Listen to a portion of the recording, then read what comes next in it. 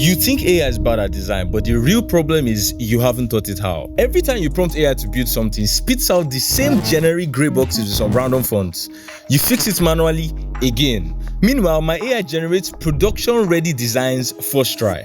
I spent 6 months testing this across 20 plus real projects, from school websites to clinics to personal side projects, and analyzed dozens of design systems so you don't have to. By the end of this video, you'd have a free design skill installed that will make any AI, including cheap ones, design like a pro designer. I would show you before and after, and trust me, the difference is insane.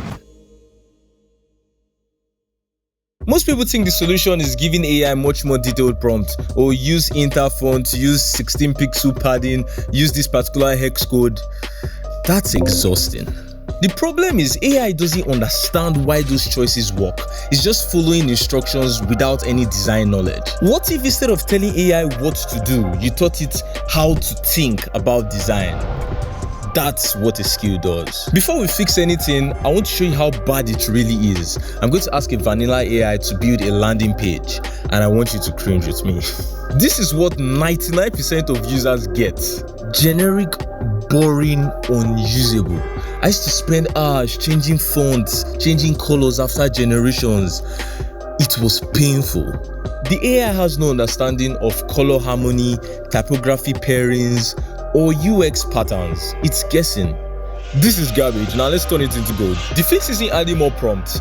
It's just giving the AI a design brain. Let me show you how. So how do we actually teach AI to design? 2 words: skill, workflow. Skills are files that teach AI new capabilities. Workflows tell it when to use them. I found this UI UX Pro Max skill online.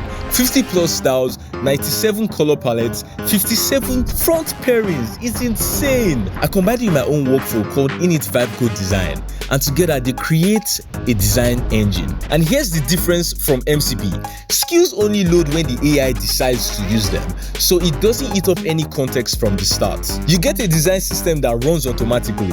Let me show you how to set it up in 60 seconds. Here's where most people get scared, but don't worry, it's literally copy paste. Drop these files into your skill folder and done. Skills are just markdown files with scripts, no complex setup. You now have a design brain installed, but using it is the fun part. Let me run the workflow and show you what happens. I run the workflow, it starts interviewing me about the project, or what's the vibe, what industry, dark mode or light mode. Based on my answers, it searches the skills database, 97 researched color palettes, and then it matches it to the product type. It picks the right one automatically. Then it generates a complete design system with colors, typography, spacing, components, all production ready. And finally, it creates page mockups. Look at that, proper colors, proper typography, proper spacing. The first time I ran this, I was shocked it just worked. That's the same AI that made garbage before. Same model, different results. But you might be thinking, does this actually work, or did I just get lucky? Let's put it to the test. Same prompt, 3 different setups. Which one wins? I'm going to build a landing page for a premium crypto wallet app called Vortex.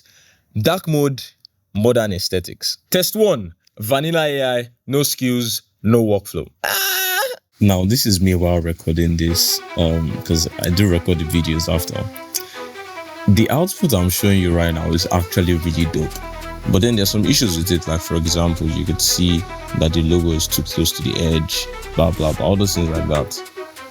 But you see, this is like a one-time thing. It's not really every time that you get this kind of high quality result, which is kind of why you need these systems. But I wanted to be very transparent with you. That's why I still left this reasonably high quality design. I mean, you could call it usable, but this is high-key garbage. Test 2, my workflow only. The process, but without skills database. Better, he asks the right questions, but the colors are still meh. Now, once again, despite the colors being meh, air quotes, you could actually see that the output that the AI got was much more structured this time around, because now it knows that it can't just like freestyle stuff.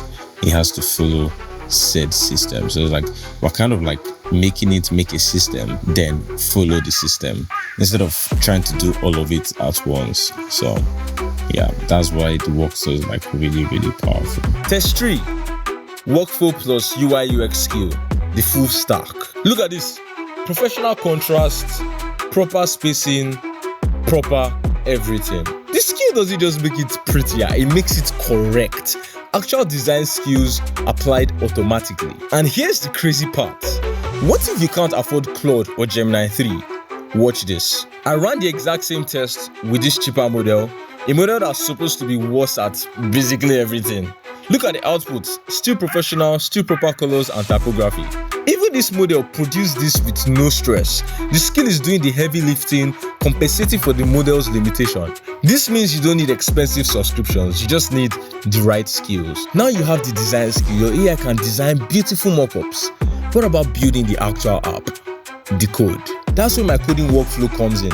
Same AI, same skills approach, but for turning these mockups into working applications. If you want to see how I turn these mockups into real deployable apps without writing any code, watch this video next and feel free to join our exclusive WhatsApp group in the description. And remember, code with vibe, code with flow. I'll see you there.